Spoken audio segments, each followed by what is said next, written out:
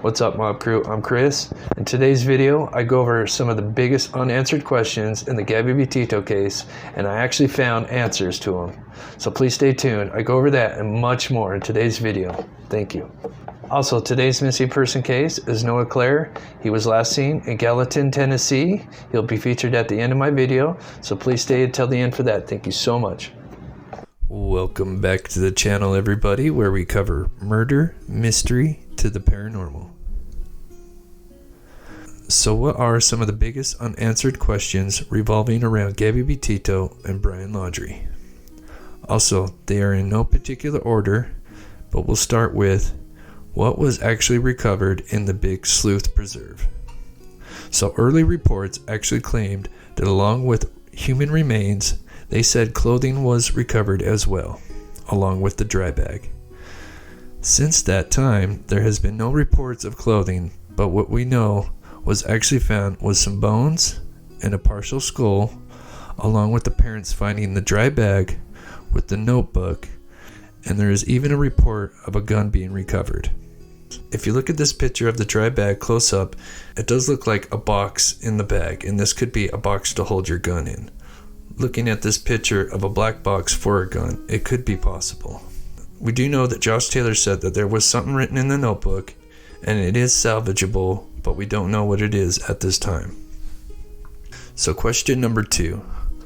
Why did Brian leave for 6 days in the middle of the trip to go back to Florida? So from August 17th to the 23rd, Brian flew out from Salt Lake City, Utah to Florida, leaving Gabby alone at a hotel in Utah.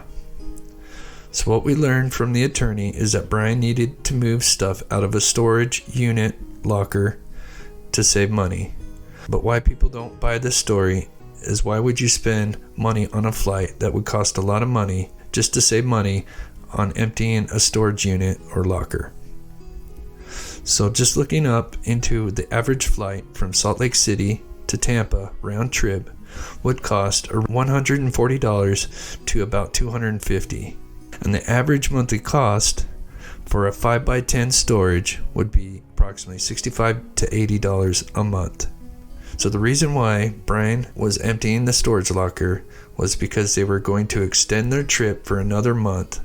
But it doesn't add up why that was so necessary to do this, when most places like this offer month-to-month plans, unlike an apartment where you would sign a 6, 9, 12-month lease. Question 3. Where did Gabby go when Brian and her had separated for the night on August 12th after being pulled over? We know that Brian Laundrie stayed at the Bowen Hotel, but all we know is Gabby was going to stay with the van for the night. So pulling up Google Map, we can see where they got pulled over and where the Bowen Hotel is. It was just 5 minutes away from the hotel from where they got stopped. My theory would be, because Moab is not that big, so here's my theory on where she would have parked the van.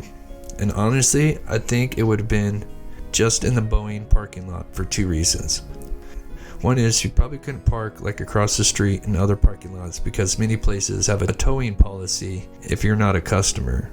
And the big reason is because she was scared to be alone, and we saw her talk about that in the cam footage, and she was probably scared of Brian and making him mad. So question number 4. Why was Brian only considered a person of interest and not a suspect? I know this question bothered me for a while, but I have the answer.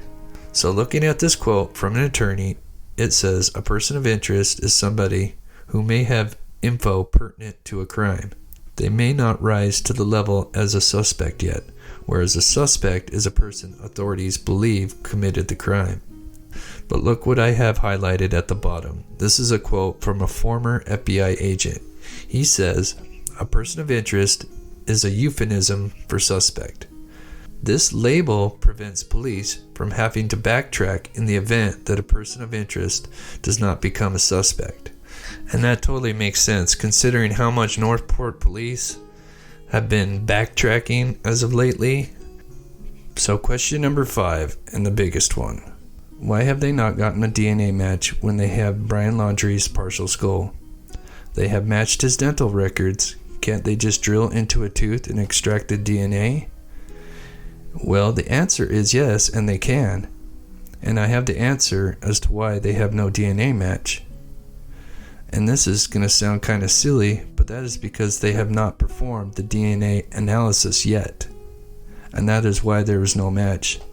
It is because they have not performed this DNA test yet. And I know it does seem odd as to why they have not performed the test.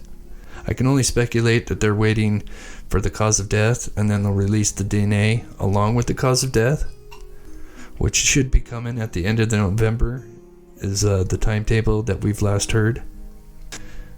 So I really hope you enjoyed today's video. Please smash that like button and subscribe. Click that bell and turn on notifications. I upload daily, and I'm still working on Summer Wells Part 3. Please consider supporting my channel and becoming a member, or by donating to one of the links in the description. Today's missing person case is Noah Clare from Gallatin, Tennessee. He is 3 years old and just went missing, believed to be with a man named Jacob Clare. Please take a close look, and thank you so much.